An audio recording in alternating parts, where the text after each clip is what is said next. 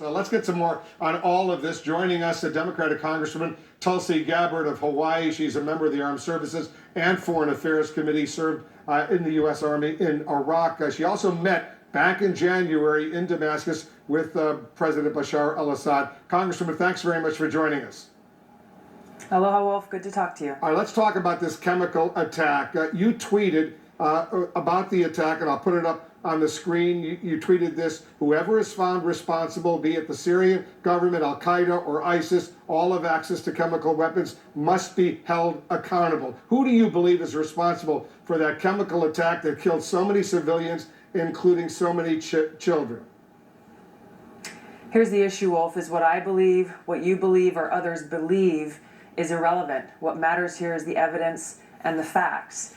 If President Assad is found to be responsible after an independent investigation for these horrific chemical weapons attacks, I'll be the first one to denounce him, to call him a war criminal, and to call for his prosecution, the International Criminal Court. Make sure that those consequences are there.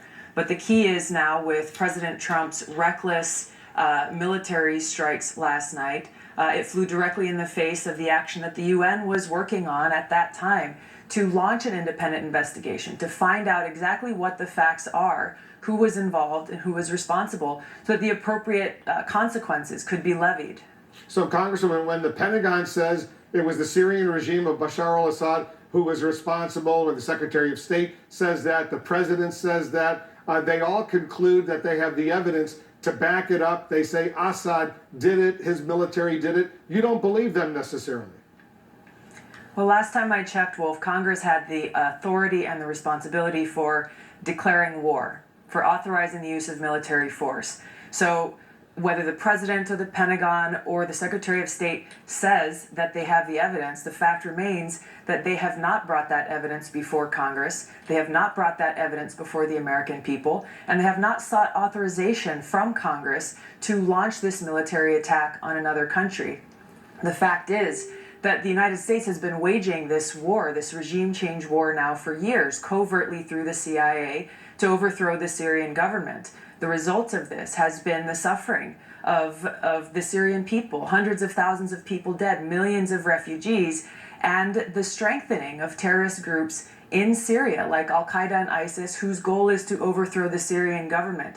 So this escalation that President Trump took yesterday in launching this military attack continues this illegal, unconstitutional war. So, Congresswoman, are you saying when General Mattis, the Secretary of Defense, or General McMaster, the President's National Security Advisor, come to the President and they say, here's the evidence, we now know for sure that the Syrian regime did this, here are the various military options to respond, and he gives the okay, you say you have doubts about these generals providing that kind of proof to the President? Well, Wolf, I remind you about what happened before we launched an invasion and occupation of Iraq. Then Colin Powell and many others within the administration came to Congress and came to the UN claiming they had the evidence proving that Saddam Hussein had weapons of mass destruction. We launched a completely destructive, counterproductive war based on that intelligence, which has now, years later, proven to be wrong. We had leaders in Congress then who questioned that evidence that was presented and voted against that war because they were not convinced by the administration then, saying that they had the proof necessary to launch this war. So yes, I'm skeptical because we have to take at a premium the cost of these wars, not only on the Syrian people and the people in the Middle East, but the cost of these wars here in the United States at a time where we don't have money to build the roads that we need here in Hawaii or in other parts of the country. Why should we just blindly follow this escalation of a counterproductive regime change war, sending American taxpayer dollars on these failed regime change wars that we've seen too often in Iraq, in Libya, and now continuing in Syria?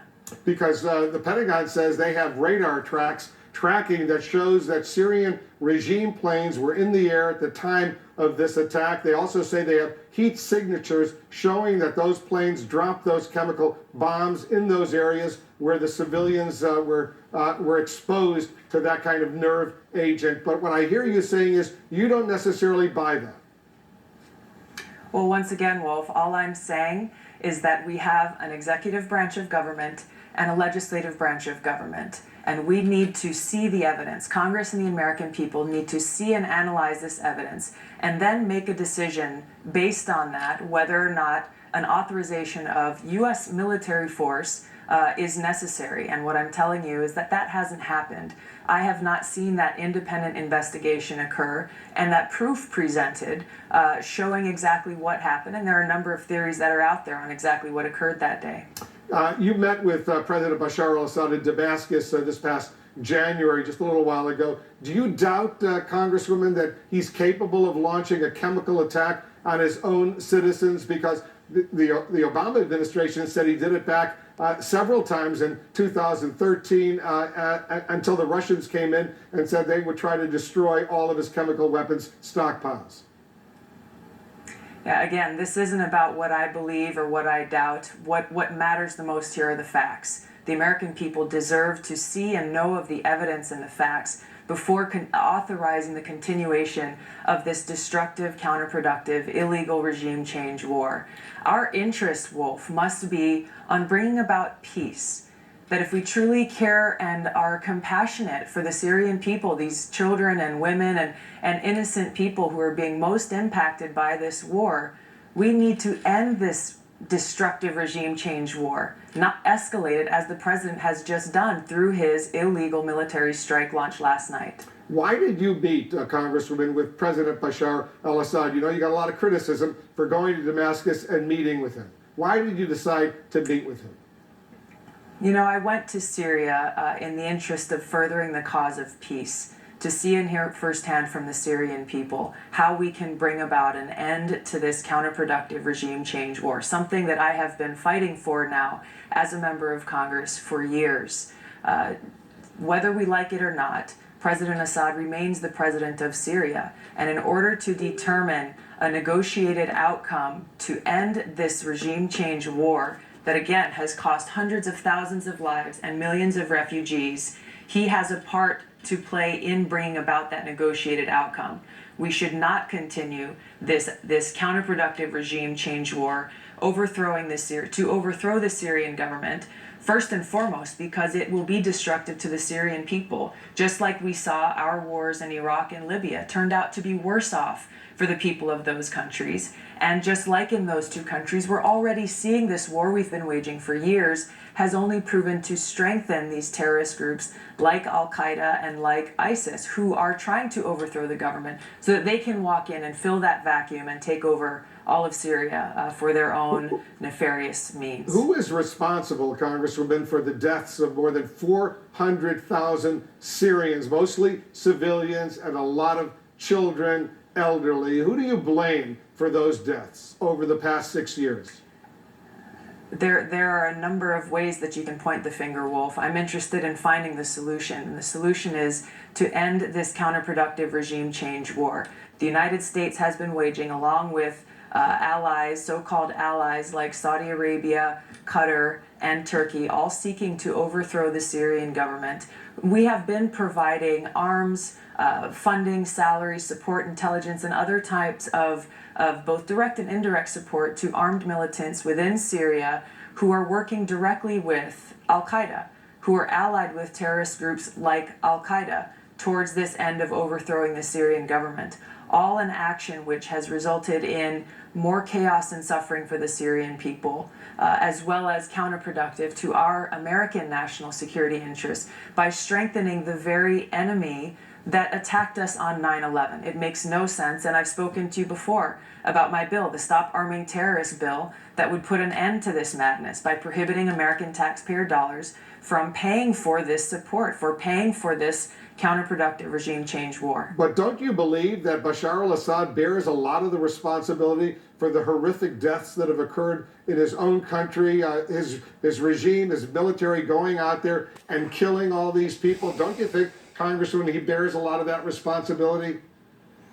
There is responsibility that goes around, Wolf. Again, my interest is in bringing about peace. Standing here and pointing fingers does not accomplish peace for the Syrian people. It will not bring about an end to this war. That is my sole focus and my interest, both for the United States and for the Syrian people. And that's why it's so important, A, that we end this destructive, counterproductive regime change war, and that we work towards bringing about a peaceful negotiation where the Syrian people can determine their own future for themselves. You met with the president. He was then the president-elect during the transition in New York, and then you went in January to meet with President Bashar al-Assad. Did you convey any message to Bashar al-Assad from President Trump during your meeting in Damascus? No, and any reports suggesting otherwise are complete, bogus, and fake news. What was Bashar al-Assad's message to you, Congresswoman? He talked about what was happening in his country, his interest in defeating ISIS, and talked about how to bring about an end to this war. Do you have any regrets about going? Because you faced a lot of criticism, as I pointed out, since then. You know, Wolf, I've never made decisions based on fear of what might people think or what might be politically advantageous for me. As a veteran, I have seen the cost of these wars, experienced them firsthand, seen the human cost in friends of mine who did not come home from the war in Iraq. I went to Congress promising my constituents, my fellow veterans and brothers and sisters in uniform that I would do all I could to prevent our country from making these kinds of disastrous and destructive mistakes again in the future. I went to Syria with the focus and mission on peace, how we can bring about an end to this destructive regime change war, and I'm continuing that fight today. All right, Congresswoman, we got to take a quick break, but I want to continue our conversation. Let's take the break. We'll resume the discussion right after this.